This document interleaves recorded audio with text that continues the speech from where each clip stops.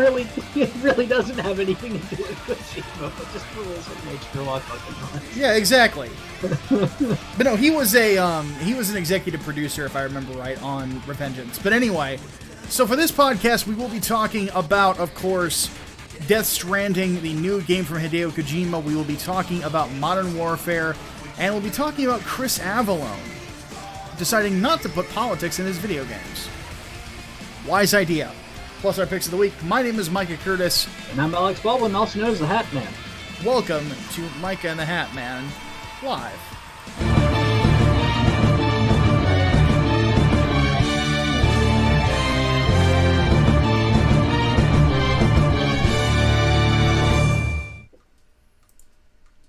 All right, Hatman, take it away. Pick of the week. Go. I've been on the Sopranos binge because, yeah, why the hell not? Forget about it. So, God, how do I sum up what 5 seasons of a show? I don't know that I can really sum it up. So, I guess Jesus Christ. Why do I keep watching this when I hate like half of the fucking characters? Because they're that compelling. Yeah, they really are. Like, I really don't... Okay. Christopher Moltisanti. I really, really do not like him. I don't like him at all. And yet, like, I pay attention, like, a lot of attention whenever he is on screen or whenever his plots is in play. Why? Why? Holy shit. You're not supposed to like them? Well, you're supposed to like them to a degree because that's what keeps you paying attention. Yeah. Like, you would not be so compelled if you didn't like them to a degree. You know, just like a villain that you love to hate. Like, you want to see them get their comeuppance. So you do like them to a degree. It's just, you love to hate them. That's the thing. I don't love to hate anybody. The whole time I'm just like, God, what are you doing? Like, if you fucking took a step back and, like, woosawed a little bit, your temper wouldn't put you in this fucking situation. And that's the case for most of the damn cast. That's the worst part. Holy shit. Like, so many people have been shot, stabbed, otherwise brutally injured or killed because people let their fucking tempers get ahead of them. God damn. Also, fucking Adriana, man. Oh my god. Oh god. That hurt. That really fucking hurt. Just like that whole fucking FBI snitch and then taken out within what, hours after fucking Chris in turn snitches on her. Fuck, dude. That's heavy. That's heavy. What was the other one that was real fucking crazy too? What's his name?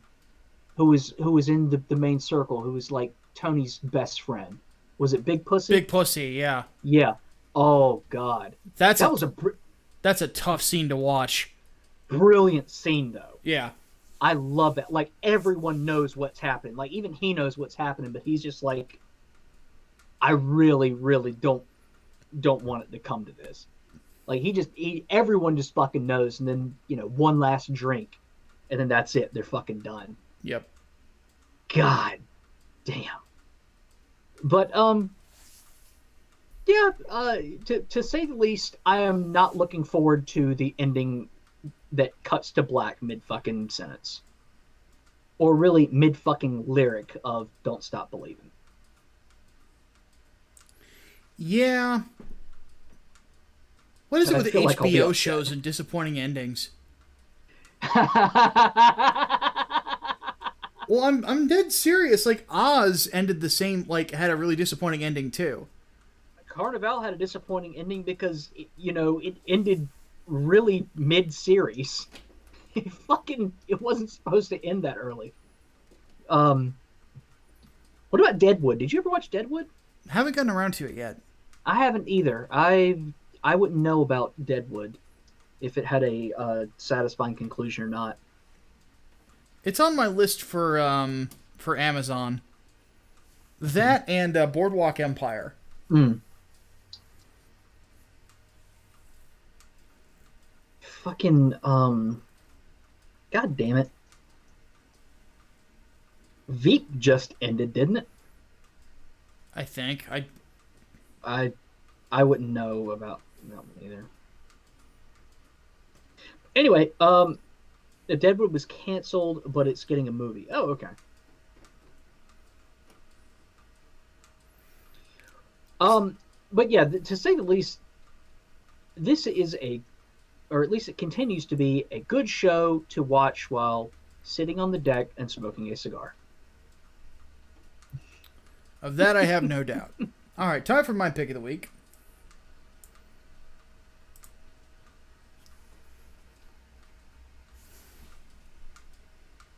All I have to do is point to it, and people are going to get happy. Because it's Starship Troopers. I'm from Buenos Aires, and I say kill them all. Yeah. There's something about Paul Verhoeven or just films that are just fun as hell.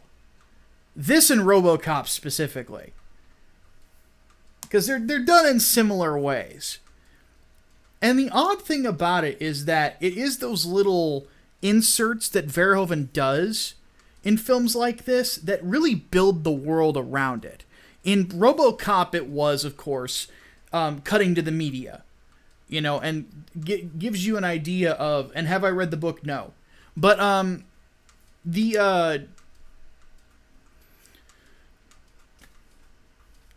it's just that in this one, it's basically government propaganda and newscasting. So it's an interesting story of humans versus the Zerg. I'm kidding. The Zerg were actually based off of the bugs from Starship Troopers. Zerg Rush. Yes. But so let's be honest about this film. The acting from a critical standpoint is about halfway there. It's hokey. It's like a B movie in a way. In a way. Well, the younger actors in this aren't as good as some of the older ones. Because you've got Casper Van Dien, Denise Richards, and Neil Patrick Harris. Neil Patrick Harris is actually surprisingly good in this. Denise Richards is wooden as hell, and Casper Van Dien has one emotion, and that's angry. That's it. Angry and confused. But then again, because his character is supposed to actually be stupid, it does make sense. So it kind of works. But you have Clancy Brown and Michael Ironside in this, with Clancy Brown as a drill sergeant again, and then Michael Ironside is awesome. That's really all you have to say. He's Michael Ironside. It's a fun as hell movie, to be honest with you. It's just fun. It's not the smartest film ever, but it's smarter than you would think. Also, this is one that gave me a crush on Dina Meyer for the longest time. Redheads, man. But it is really just one of the most fun times you're going to have watching a sci-fi movie. If you're looking for gory, violent, goofy 90s action, this movie is all of that in a bag of chips. Meaning it's worth more than Eric Swalwell. That was a very well-timed donation, servant of God. Let's see what he says here. And now for the quote. Come on, you apes, you want to live forever? Also, the first movie I ever bought on iTunes. Yeah, it's a great one. And yeah, avoid the sequels like the plague because they're really bad. Because they weren't done by Verhoeven. Yeah. This is one of those movies that if I ever got famous off being a writer and was given the option to direct a movie, I would probably remake Starship Troopers. But the odd thing about it is that I would honestly try to see if Michael Ironside and Clancy Brown aren't too old to see if they'd be willing to reprise their characters. But I would just recast Rico and Ibanez. Yeah, keep Clancy Brown by all means. Yeah. Well, and I should also say that Jake Busey is actually really good supporting in this as Ace Levy. Actually, this is probably one of the few movies that I really think he kind of stood out in the way he played his character, because he never really got like the same opportunities as Dad did. So I blame his teeth. Because let's be honest about Jake Busey for 1 second, is that the poor guy has a grin like a horse. It's all teeth. So, but no, in all seriousness though, I know it's not that good of an adaptation of the book, but it's, at least if it stands on its own as a fun movie. It's just, and as you can see from the screenshots, what bugs the fuck out of me, pun totally intended, is look how they're firing their weapons. What is this? What is this? So you can angle this down a little bit so you can see my hands. What is this? What is this? It's this. You have the butt of the rifle up against your shoulder and your eye looking down the sights. I know my trigger hand's too far up, but you kind of get the idea. That's called a spray and pray. Yes, exactly. So,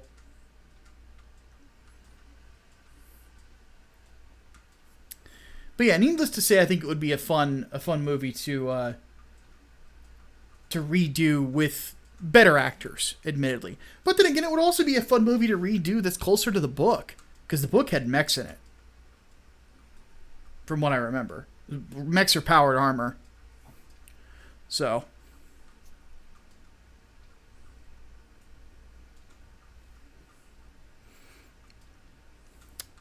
okay, so that's all I've really got to say about that. If you're looking for a fun 90s movie, this is definitely one to look at, for sure. All right. Let's move on to our one topic of the week that is sadly a little bit depressing because of the reaction to it. Chris Avellone, who, as I have said before, is the best writer that video games has ever seen, came out in an interview recently saying that he likes to keep politics out of his stories. Hatman, do you have the quote from the article with you by chance? Because I know you sent it to me. Yes, I do. Are you Fire looking away. for his? Yes, his. Why he Okay. said he leaves politics out of it. Okay. When I do apolitical design, I don't view the narrative as having nothing to say. Instead, the stories may have something to say in the context of the game world. The game's commentary may simply be on the game world, gods, factions, or some other aspect of the lore or franchise itself, and ideally, the player is part of the story and not simply there to passively listen to what the game is saying, but what they can bring to the story and the world through interacting with it. I think a game, especially a role-playing game, can have a considerable amount to say by examining what the player brings to the equation, and players asking themselves what kind of character and what kind of player they are when confronted with a situation that's not clearly black and white. And for those who don't know his writing, this is a guy who is very big on ideas and concept and high concept, more so than trying to date his stories. Yeah. I mean, that's exactly what he's saying. Like, Yeah. If he's going to talk about politics, it's going to be relevant to that world, not to our world. Yep. making it timeless. Exactly. So, and just to kind of give you an idea of some of the stuff he's done before, for those who don't know, Fallout 2, Planescape Torment, Icewind Dale, Baldur's, let's see here, not Van Buren rather, because Van Buren never got released, but yeah, KOTOR 2, Neverwinter Nights 2, Fallout New Vegas, Wasteland 2, Pillars of Eternity, Tyranny, Torment, Tides of Numenera, Prey, the more recent one, Divinity, Original Sin 2. You know, he's working more now than he did in the 90s. Yep. You know, and then he's also going to be doing some of the writing for Star Wars Jedi Fallen Order, along with one of the writers from, I want to say, it wasn't Gotham, it was something else, but I don't remember. But you know, the reason why he's getting hit so hard is this quote. I think I might have read the wrong one. The reason I take this approach is because I view games as entertainment.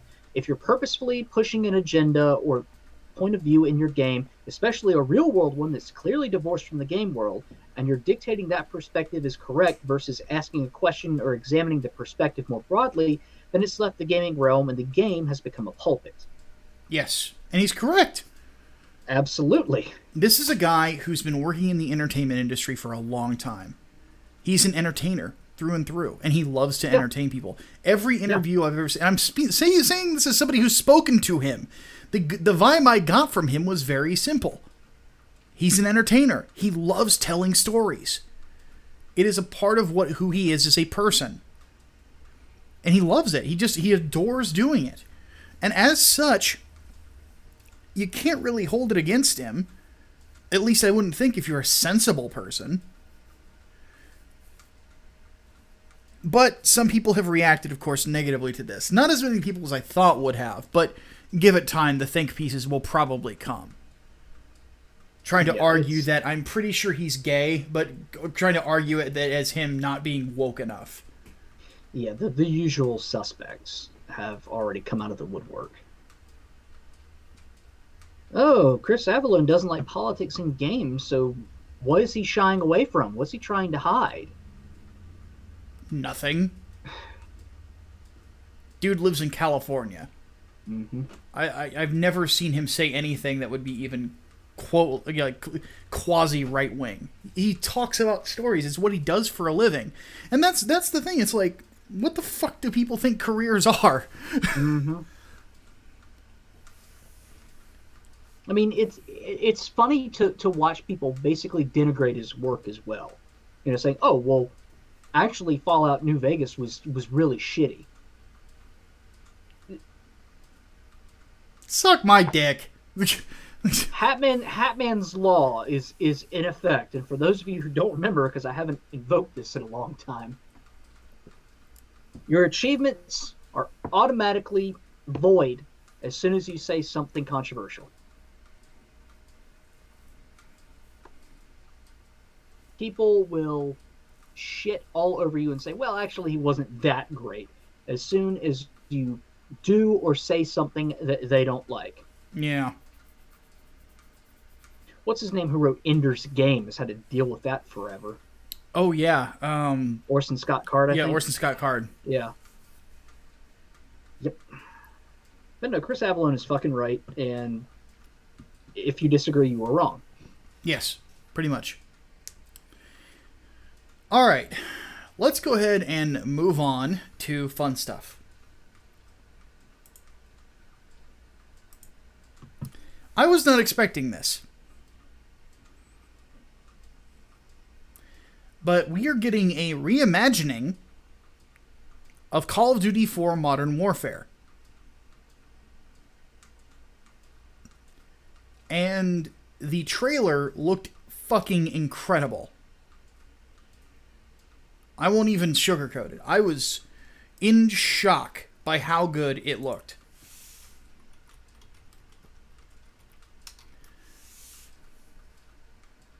Hatman, do you mind giving us the background of this particular title and how it came to be? So, it's a bit weird. Apparently, this was not meant to be like the actual Call of Duty title for this year. As I understand it, this was sort of like a last minute thing. And it is quite possible that this is a result of what happened with Black Ops 4, which apparently was not very well liked, did not have a campaign at all, was your typical cash-in for Call of Duty. I believe they even did some bullshit like if you pre-ordered it, you got early access to one of the maps, and by early access, it was like you had it for a week, and then you had to buy it. It was the blackout mode. Something like that. It's fucking stupid. Yeah, it was a full-on, and yeah, what surprised people was a full-on multiplayer game. Mm-hmm. You know, it had 0 single-player modes in it. You know, or at least PvE, I guess you could say. And Call of Duty had been trending that way at least since Modern Warfare 2. But Jesus Christ, Black Ops 4 was... Anyway, this is a reimagining of probably the most well-received Call of Duty title. Right there? Yeah, sorry, I'm the wrong person. Ah. Oh. Get some water. I'm good. Okay. But this is a reimagining of probably the most well-received entry in the franchise's history. It's got no DLC from what we understand, at least no paid DLC. Anything that comes in is extra, so no season passes or anything. We don't know about loot boxes yet. We don't know about pay to win or anything like that, but there will be multiplayer. We do know that. Yes, there will be multiplayer, but from what Activision is saying and how they're marketing it, this is like bringing back old school Call of Duty, Modern Warfare from Infinity Ward. They're the ones developing this.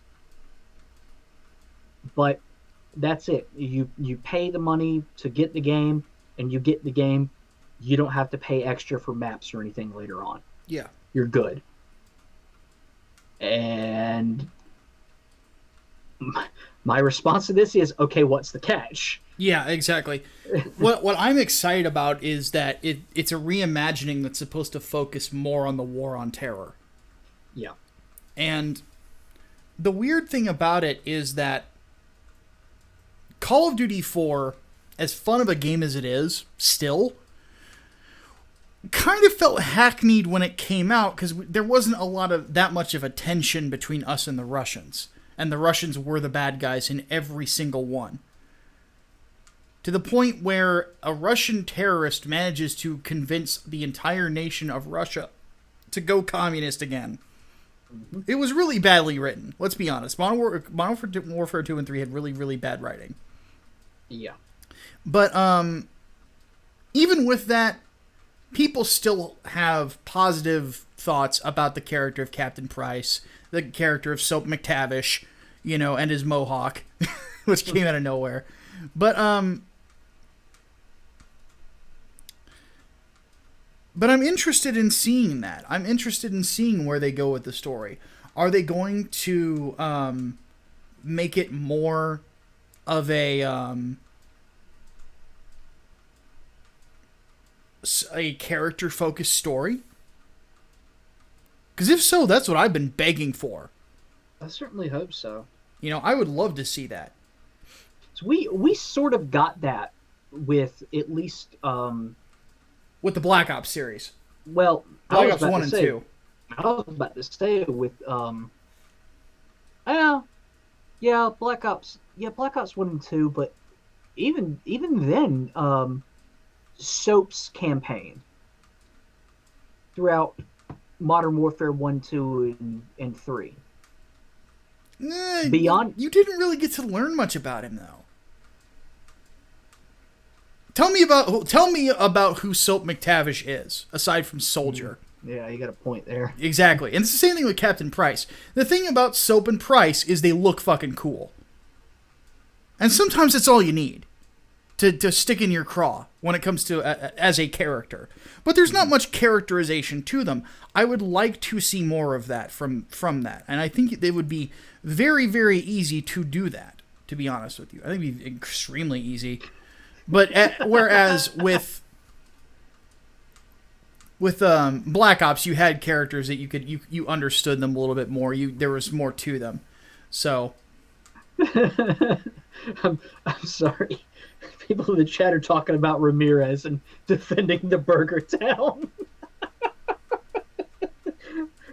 Never forget. Take out that helicopter with this banana.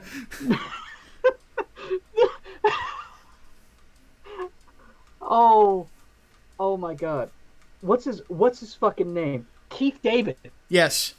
That was Keith David who was giving you orders too. Yeah. Never forget the Arbiter telling you to defend the Burger Town. No. Hold on. Never forget Spawn telling you to defend the Burger Town. Get it fucking right. Goliath telling you to defend the Burger Town. That's right. He was Goliath before he was Spawn, wasn't he? Yes, he was. Yep.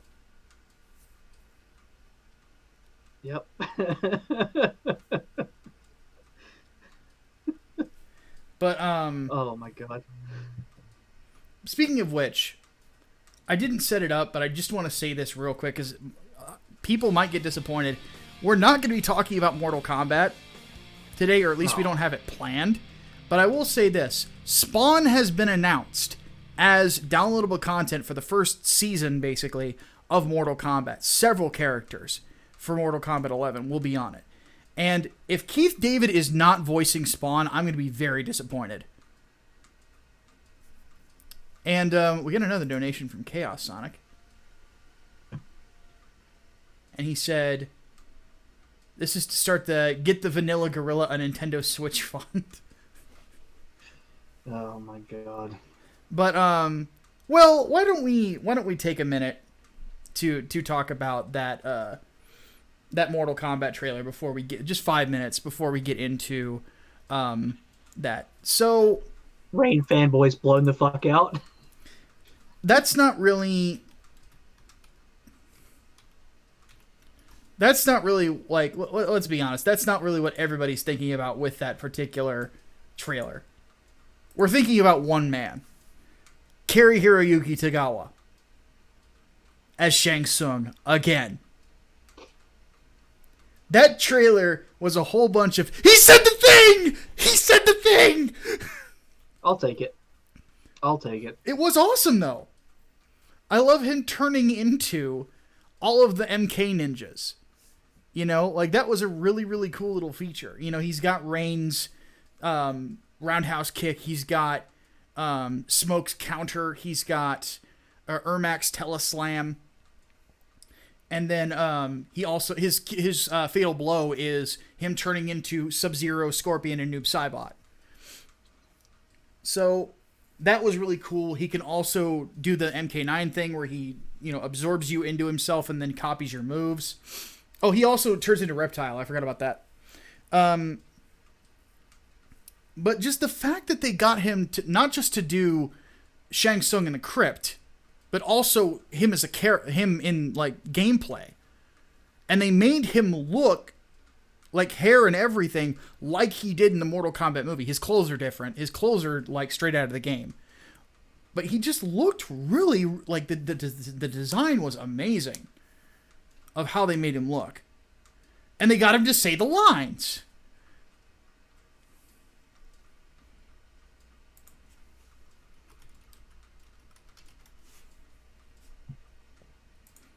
And even the his victory pose, where he's holding your soul and he points, he goes, "Your soul is mine," is the exact same angle that it was in the film.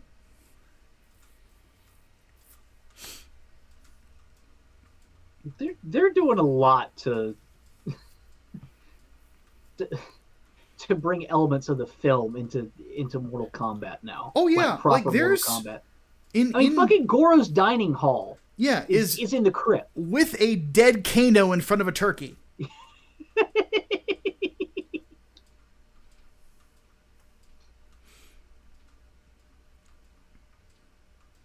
Not to mention, I mean, it has like some of the most impressive facial capture we have ever seen in a video game.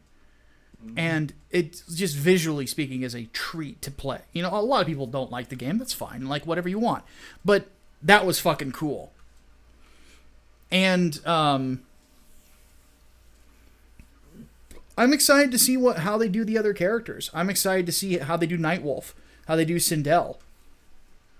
But motherfucking Spawn. That's the real kicker.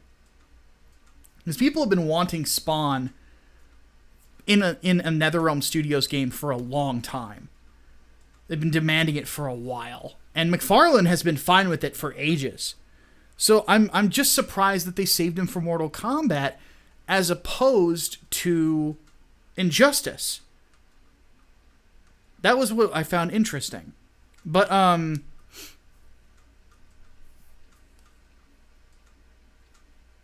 more than likely, let's be frank. The leaks were probably right. Ash from Evil Dead and the Terminator will probably be the other two, which fit in with the theme because the theme is time travel. Ash in Evil Dead 3, Army of Darkness, goes to the past. Time travel for him. Then you've got the fucking Terminator. That's all he is time travel. The rumor is that they got Arnold for the facial capture.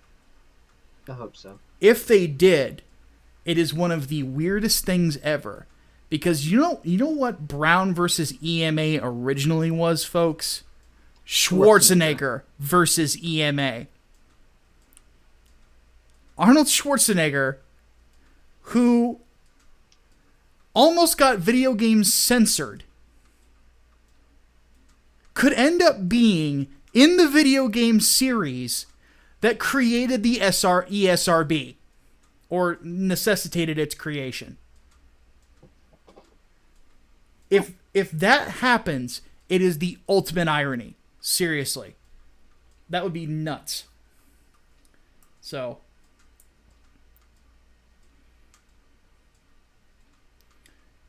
Alright. Final topic. Death Stranding. What the fuck did I just watch? Kojima.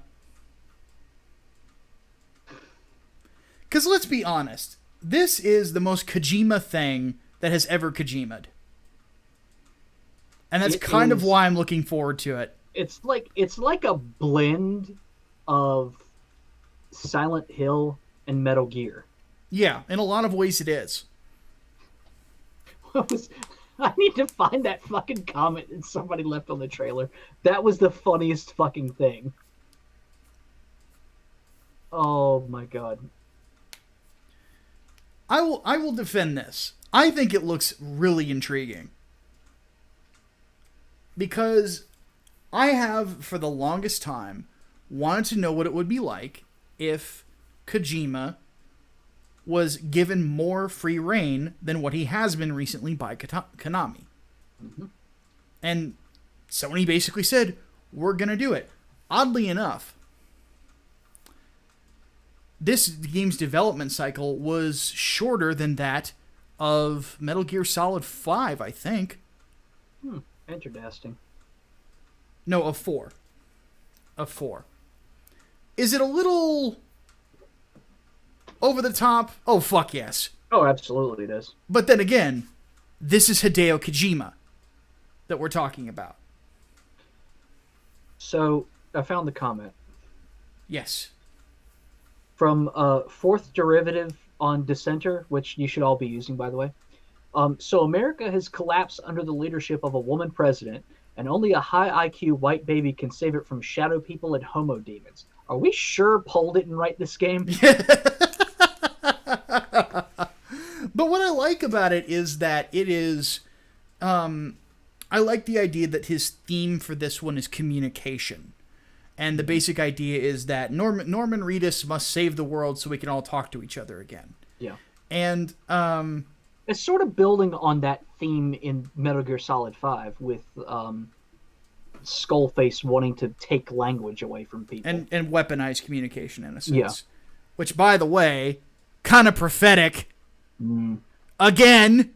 Mm. I swear, Kojima must have like just a gateway into the future in his brain or something like that. Like, again, think about it.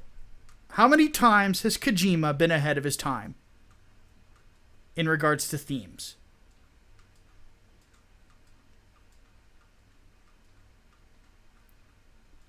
I ran out of fingers. Exactly. There will be a point where Metal Gear Solid 4 will be way ahead of its time because now we're getting worried about IQ. Not IQ, AI. Mm-hmm.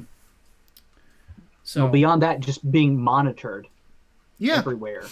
Exactly. Yeah, ID tagged weapons, even. Yeah. He is, and that's part of the reason why I love him, is he is an entertainer. He is an ideas guy. Are his ideas really out there? Yes, they are. He's Japanese. I expect that. Again, look over my right shoulder.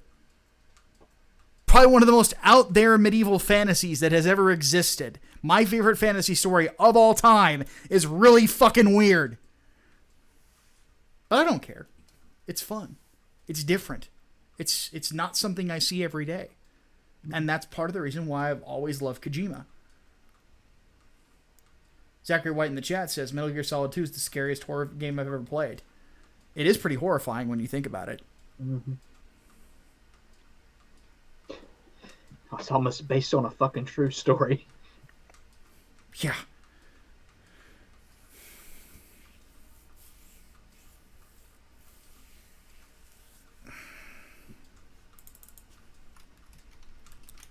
So, but what really surprised me is we're getting this game this November.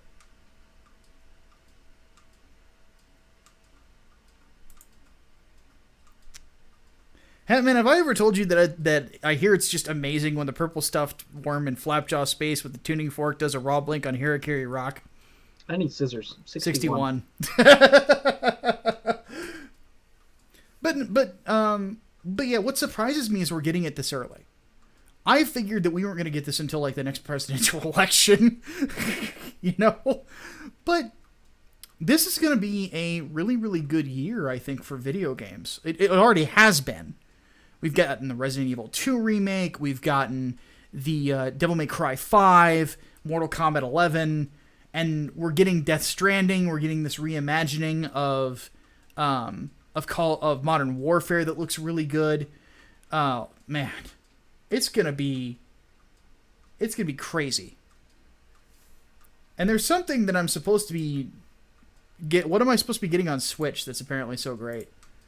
I don't know, but Doom Eternal also comes out this year, too. Yes, exactly. So you got Doom Eternal coming out.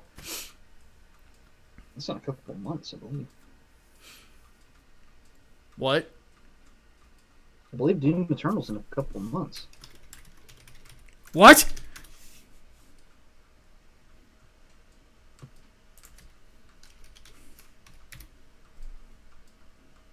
It's just listed as 2019. Oh, it is? Okay. Yeah. But I heard Rage 2 was surprisingly good. We're getting... Oh, Ultimate Alliance 3 is what I'm supposed to be buying a Switch for. Yes, that. Yes.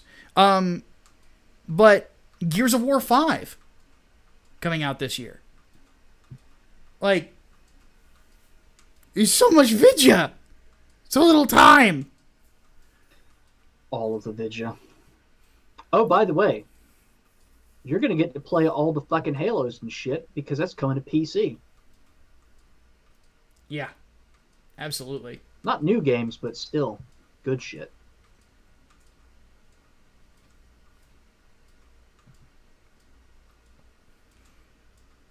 Also, Alliance 3 has Kamala Khan. Well, you don't have to play as her. It also has Spider-Gwen. I'm not going to fucking use her. I hear Venom is a boss, and then you get to play as him. I'm going to basically be using Venom, Spider-Man, Cap, and Iron Man, or something like that.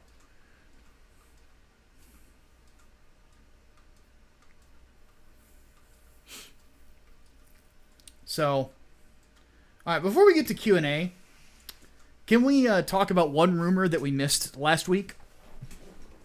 What did we miss? I'll get to Chaos Sonic's donation here in just a second. But what we missed, apparently the other rumor about Spider-Man 3, Venom.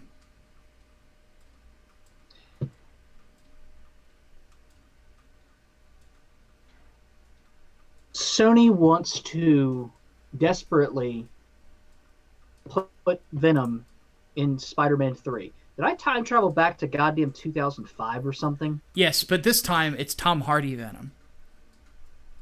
I will take this. I will accept this. And as long as they keep Sandman out of it, we should be all right. I will accept Tom Hardy's Venom. Yes. Casual reminder that he needs to be an enemy to Spider-Man before being any kind of an ally. I think you could do a really interesting story if you pit them against one another, against each other earlier on. Gives you an opportunity for him to kind of try to absorb Spider-Man and as such get the white spider across his chest, which would be an epic moment. And then have them at the end of it face whoever is probably the real bad guy who manipulated them against one another in the first place. If it was Carnage, that'd be crazy. Ultimate Carnage. Not to mention, Carnage. Keep in mind, guys, Amy Pascal's out. Yes, she resigned. I believe she still has some pull over Spider-Man, though. At least through Spider-Man 3. I'm pretty sure she resigned completely.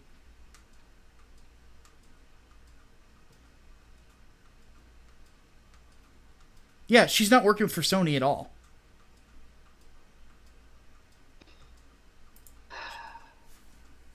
She got hired by Universal, so she's out. Be gone, thought. Indeed. So. Doc Ock for Big Bad in Spider-Man 3. If the rumor that is currently going around is true, it's not going to be Otto. Nope. It's going to be... Mm-mm. Wait a minute. Spider-Man and Venom versus the Sinister Six. Very possible, because the rumor mill right now is that one of the post-credit scene reveals who bought the old Avengers Tower from Tony Stark's estate. Yeah, Oscorp. It wouldn't surprise me if it's Norman. But yeah, dude, Spider-Man and Venom versus the Sinister Six would be a huge sell. That would be just about like an Avengers level event for people. Yeah, that they would would lose their shit.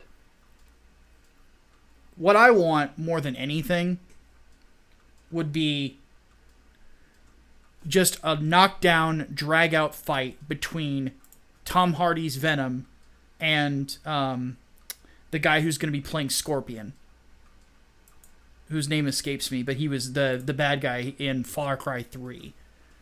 Right. That would Shadow probably let us know. Yeah, that would be fucking awesome. Yeah, I know Norman Osborn wasn't in the original Sinister Six, but he's actually never been in an iteration of the Sinister Six. They don't have to have the original ones. Yeah. But yes, Vulture and Scorpion talking at the end of Homecoming set up Sinister Six. Yeah, Sony's been wanting to do a Sinister Six movie for forever. I mean, they pretty blatantly teased it in Amazing Spider-Man 2. Yeah. Why not? If it's under the MCU banner, I say do it. Or bring in Fisk from Daredevil Netflix. Oh, well, and that's the thing. Like, they really need to. We're gonna have to extend Q&A a little bit, but they're gonna have to, like. I'm of the opinion that you really are going to need to strap a rocket to Tom Holland, and just keep doing Spider-Man movies with him for like the next 10 years, because he's gonna be your money guy, and he loves the character. Yeah. So, all right, let's go ahead and hit the Q&A. So Patreon. We got a donation that I haven't read yet, and then we'll get to Patreon. Let's see here. Chaos Sonic says, considering the game had been planned since when Konami screwed Kojima in 2015, we're all getting this.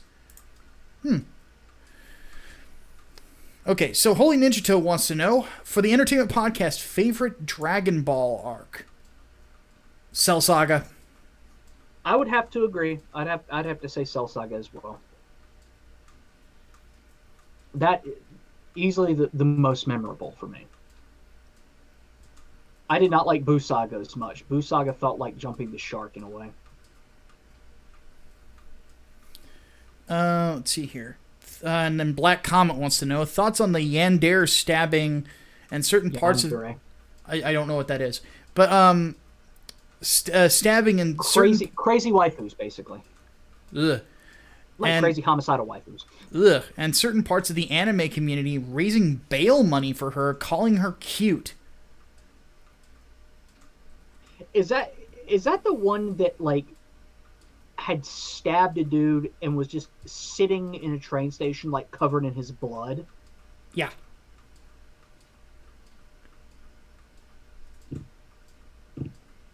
Fuck him. Fuck him. Fuck him. Fuck him.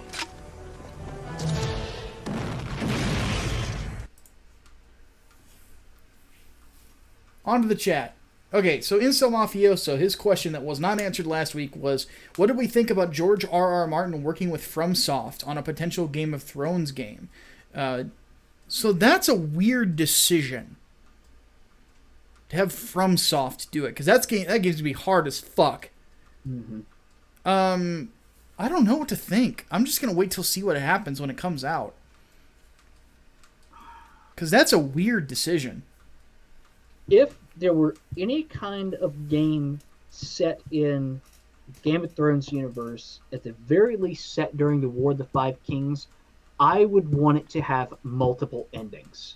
That would be As good. in, you could choose like which house to ally with and go from there. The political maneuverings and decisions and stuff make it a your decisions matter game way more than what Mass Effect did. Yeah. And then it could be something incredible. I would actually much prefer a game set in Robert's Rebellion. That'd be interesting too. I That want would be more straightforward. I want to play as Ned during that time. One would be way voiced more by Sean Bean. No, No, he wouldn't be voiced by Sean Bean. No, voiced by Sean Bean. He wouldn't be voiced by Sean Bean. He should. He He should. It wouldn't be voiced by Sean Bean. Sean Bean's Then no game. Because even or at least have him narrate it. Oh yeah, absolutely. He could narrate it, but they straight up had Ned Stark during Robert's Rebellion in the show, and that was not. He looked stupid. All right, Chaos Sonic asks thoughts on the. He gave us more money. Thoughts on the dumbest that thought the Smash Persona DLC song was offensive being fired from. They fired Laura Kate Dale. Wait, what? They fired Laura Kate Dale. Get the crabs.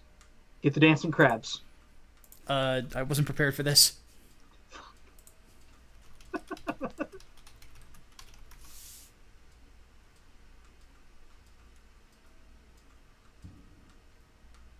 You ready, Hatman? Do it.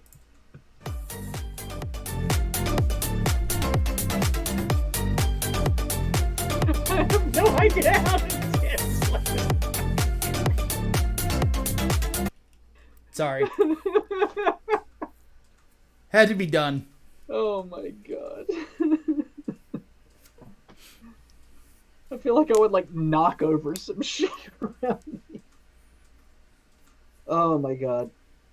Either way, if she wasn't fired, she's gone. Fuck it. Yeah. Who cares? All right. Hatman, start picking questions. All right. Since we're talking about arcs, which of the Berserk arcs is your favorite? That's a question mostly for you. Oh, definitely Conviction. There you go. Oh god. Oh shit. Oh shit. If Robert Pattinson is Batman, how about Kristen Stewart as Catwoman? Still a better love story than Twilight? Well, yeah. Yes, because the writing... The meme would be real. keep in mind, everybody who worked on Twilight hated Twilight. Oh, yeah. Like, openly disdainful. Like, only recently did Robert Pattinson say, yeah, actually, it wasn't that bad because it kind of set up my career. But literally watch interviews of him while like the fucking fandom is at its height, and he just looks so angry all the time. It's great. I guess that leads into, how do we feel about Pattinson as Batman? I'm okay with it. I'm okay with it too. He's actually a pretty fucking good actor. Yeah, so, I've seen some of his work in more like independently oriented stuff, and he's good. Yeah. Not to mention he's not Ben Affleck. But yeah, no, I will take it. I will take it. Absolutely. Let's see now. Source 100 asks, if your Spider-Man in Venom versus the Sinister Six happens, will the rest of the Venomverse movies, Morbius, etc., be retooled for maximum carnage? I don't know if they ever would do maximum carnage. That'd be a tough story to tell without it being really violent or being R-rated. Mm-hmm. You could do it. Not to mention some of the characters, like you couldn't really do it justice at this point. You canceled Iron Fist, who's a very important character in that story. You canceled Captain America's old, so you can't have him back. Well, you could have Bucky, I guess, but even then it would be weird. Or Sam. It'd still be weird. I wouldn't do Maximum Carnage. Maximum Carnage as a story really is not as strong of a story as people remember. It actually got really weak at the end because of executive meddling. So, yeah.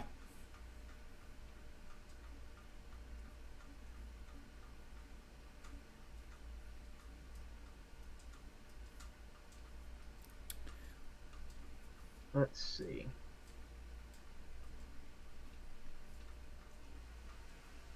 Favorite lineup for the Sinister Six? I guess favorite Sinister Six roster. Well, I would have to say Ock, Electro, Scorpion, Rhino. Who else?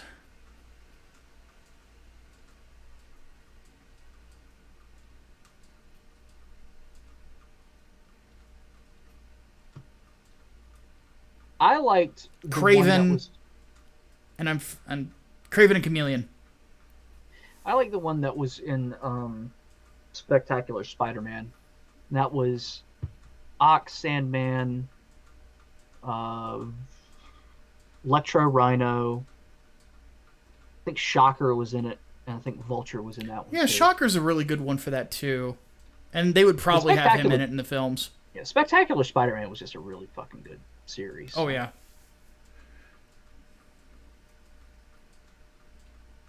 All right. The Wildfather. Oh my god, I fucking love that name, by the way. Wildermancer the Wildfather. If you could write any SJW Marvel hero and make them a legit character, who would you choose and what would you do with them? Backstory rewrites allowed. I would make Riri Williams a straight up villain. Yeah. I would make her someone who is so ahead of herself and full of herself and headstrong that she knows what's best and whatnot, that she ends up causing more problems than solving them, and ends up just going, well, you know what? Fuck you guys. You don't need saving at all then. Yeah. That kind of villain. She'd kind of end up like Syndrome. Almost, yeah. But not trying to... It'd still be an interesting story. Yeah. Not trying to, like, sell superpowers or anything, but still have, like, that holier-than-thou aspect.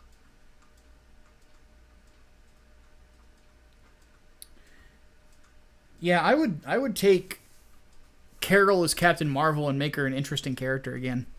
Let's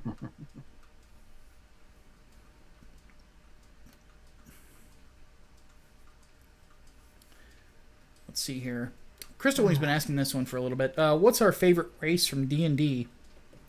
And also thoughts on the Tieflings. They're my personal favorite place due to the struggle they endure, and the women are hot. Well, they're literally horny.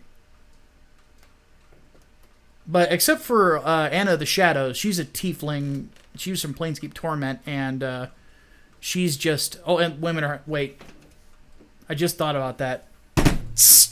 But anyway, yeah, Anna of the Shadows is a great character. But, anyway, the, favorite race from D&D? For me, I guess it would be the half-orc. I mean, Blarg.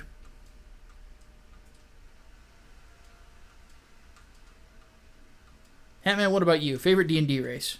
I honestly don't even care that much. Favorite Pathfinder race? I don't even care that much anymore. I've been so soured on D&D since my last campaign. I just can't even care anymore. Even then, I was always boring and just played a fucking human. All right, guys, you know what to do. Everyone shame to Hatman! Shame! Shame! Shame! Shame! I'm gonna be honest with you. I'm kind of retarded.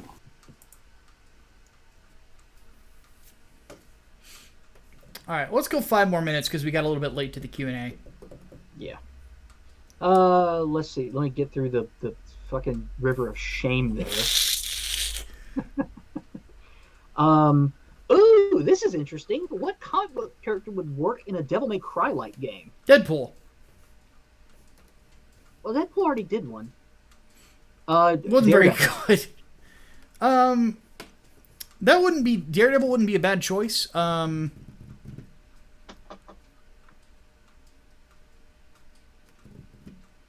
Yeah, I think, yeah, either him or Daredevil. Well, yeah, because... Well, no, Daredevil would probably end up feeling more like Arkham. Yeah, because he's got to have stealth elements. Deadpool's not a stealthy guy. That's true. It still have to be someone street level, though. Yeah, well, that's why I said Deadpool. Yeah. I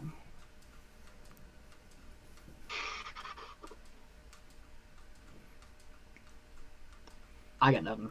But somebody having just a really cool linear mission-based game, you could do a Venom game like that. Mm-hmm. And it would probably... Or Wolverine. That would be really cool. Ooh, that'd be interesting. What if you did like an X-Men game that way? Like each mission was of a different character though. Like no swapping in between. The problem would be you would want them to have a similar way of combat between each character. Because if you switch them up too much, you're going to have to change elements of the engine and how each character plays. That would take a long time to develop. Yeah. Even then, I think X-Men works best as sort of a co-op game anyway. Yeah. I mean, that's the whole point. They're a fucking team. But I just really want a fucking Daredevil game, man. I really do. Yep. All right. Matchstick asks thoughts on all the new TV series looking to replace Game of Thrones, high fantasy stuff, I guess, like Wheel of Time, The Witcher, Lord of the Rings, etc. My vote is out for Wheel of Time. They've been trying to do a Wheel of Time series for ages. I believe it's a TV series. Yeah, forever. I'm not looking forward to The Witcher. It looks like they're bastardizing a lot of the design elements. Yeah, well, yeah. It doesn't look good. Ghost Rider would work as like a God of War like game more than Devil May Cry for obvious reasons. Pretty much. Alistair Fulgore asked, what do you think about Ultimate Alliance 1 and 2, and what do you think about 3 so far? Real quick, Ultimate Agent posted again. Anyway, love the first one. Second one, the idea of doing a video game around the Civil War story did not interest me, so I have never admittedly played it. And I probably won't because they took away the controller support for the PC ports. So fuck them.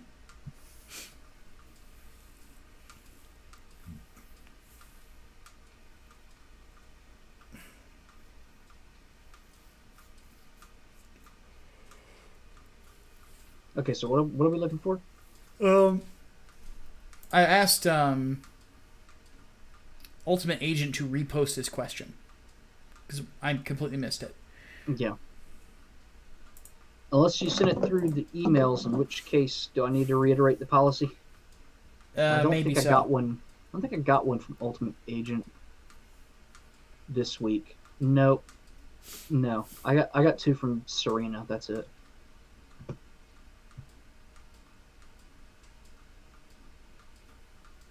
Will Time's working with Brandon Sanderson, so I'm thinking it will be the best. Well, How would I write Wonder Woman? oh, interesting. So, probably the opposite of what the woman who wrote Captain Marvel is going to write her like. So, did any of you guys want Wonder Woman as a slice of life? Because that's what you're going to get.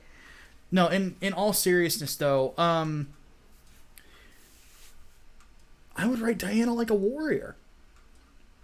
You know, I would, which of course is, going back to how a lot of the best writers have written her. But that would,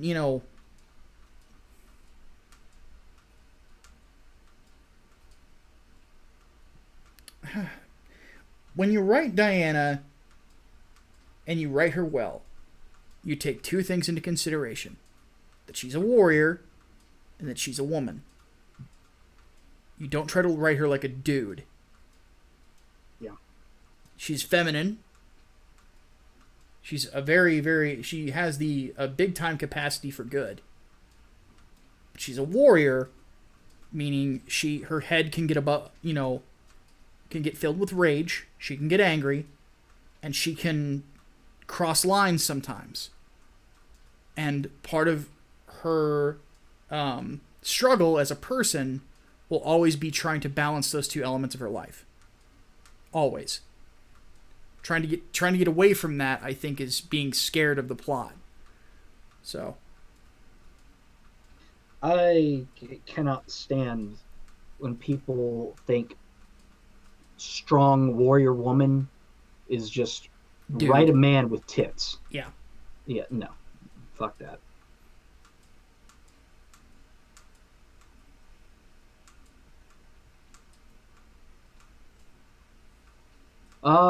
Is there anything else?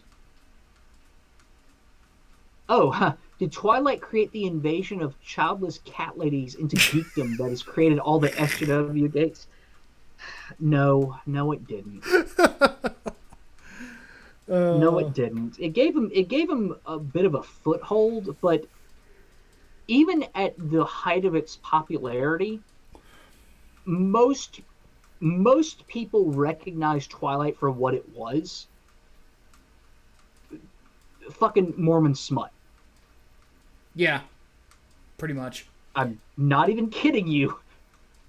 That is literally like go look up that shit. It is Mormon smut.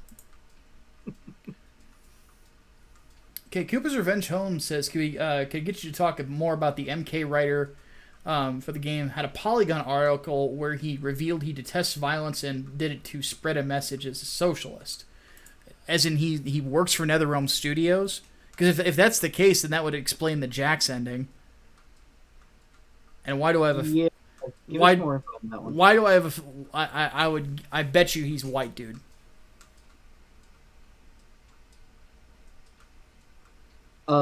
Yes, the author was a Mormon. Yes, Stephanie Meyer is a Mormon. Oh, yeah.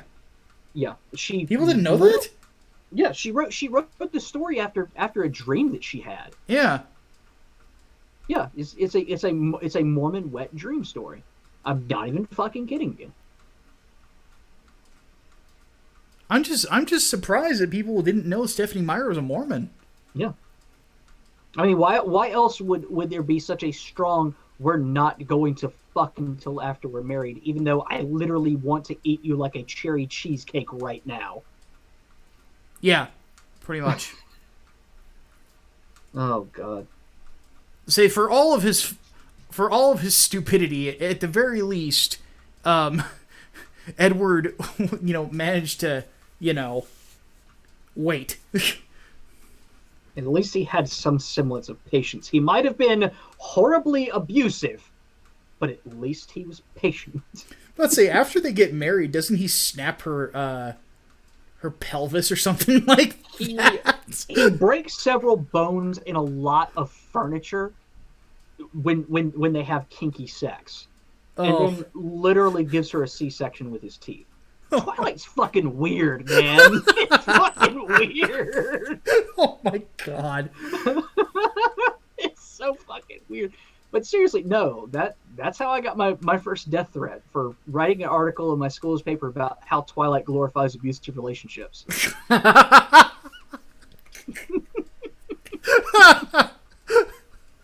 Oh dear God. Everyone's like, what the hell? Yeah, that seriously happens. That absolutely happens.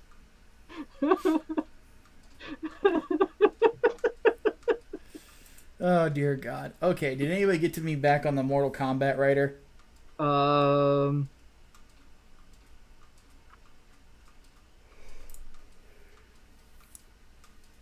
I want to know, is it a guy who wrote an article, or is it the guy who actually was one of the writers on Mortal Kombat? Yeah.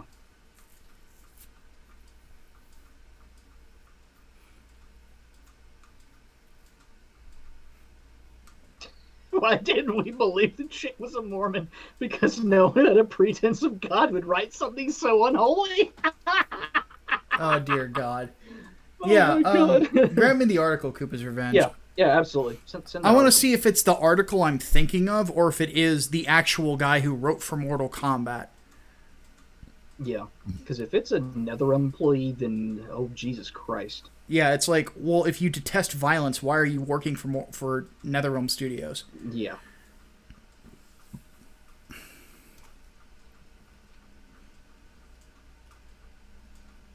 Yep. Okay. Like I said, we're going to go just a touch longer. Last question.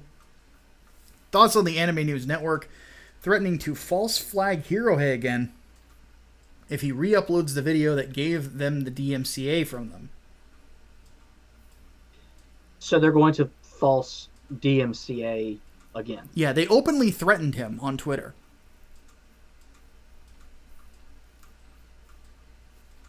Yeah, I fuck them.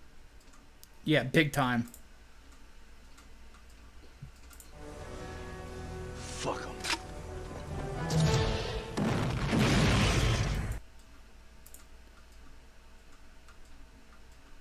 Sean Kittleson. Okay. Yep, Yeah, here's the article. Let's see who this is. White guy. Called it. Are you fucking kidding me? Fucking...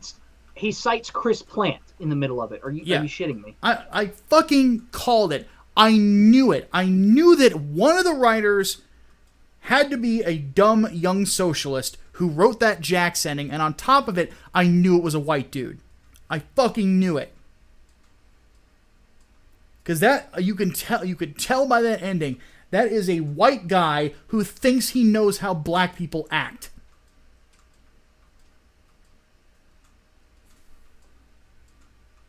Fucking called it. Fucking called it. I knew it from the get-go, because it's always these hipster-looking douchebags who think they know how other people think. And they end up, especially minorities and transgender people. And then they write them as a straight white male thinks that they act, as opposed to actually going out there and talking to people. Oh. This is why. Sean Kittleson is an independent contractor and thus does not represent NetherRealm Studios or Warner Brothers Games. Exactly. He's freelance. Narrative lead and co-writer of Mortal Kombat 11 is still freelance. Yeah. So I will say this.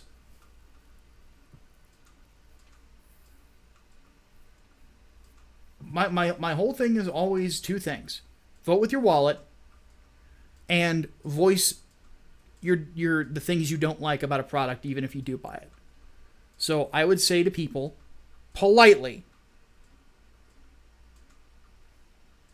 be honest about the fact that this guy made the game worse. Don't harass him or anything like that. But if absolutely not. But if I'll be honest. If Ed Boon ever says, what can we do better about Mortal Kombat 11 on Twitter, calmly and politely tell him, do not hire Sean Kittleson ever again. Because he wrote a classic character like Jax. Like he's the I'm black y'all guy from CB1. Or CB, or whatever that movie was called.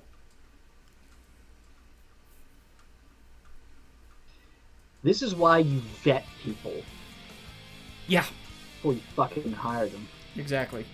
Final donation for the day. Servant of God sends us $2 more, and he says, freelance writers need to stop being a thing. Also, hashtag Micah was right. That needs to be a shirt. Yeah, it does. That and Vanilla Gorilla seal of approval. Yes. I don't know if I'd say freelance writers are a thing that needs to die, but absolutely fucking vet your people. Absolutely. If they've expressed an interest in spreading an agenda, or they are very clearly politically motivated, tell them to fuck off. Exactly. All right, we need to bring this to a close. If you have questions for the Overflow, if we did not answer your question during the podcast, please go ahead and put it in there. And tag Brainbox. I believe he's still around. If not, just tag the channel. And then tomorrow, because I didn't do this yesterday, tomorrow we will be streaming, or I will be streaming, the finale of Knights of the Old Republic on my main channel. That will be the last one before we reboot my Twitch channel for the future, which I do plan on doing more content on. And yeah, some interesting stuff, to say the least. So, hope that everybody enjoyed this week's podcasts, and because I certainly did. Also want to thank both Servant of God 777 and Chaos Sonic for being generous this week, donating as well. So, Hatman, any final words?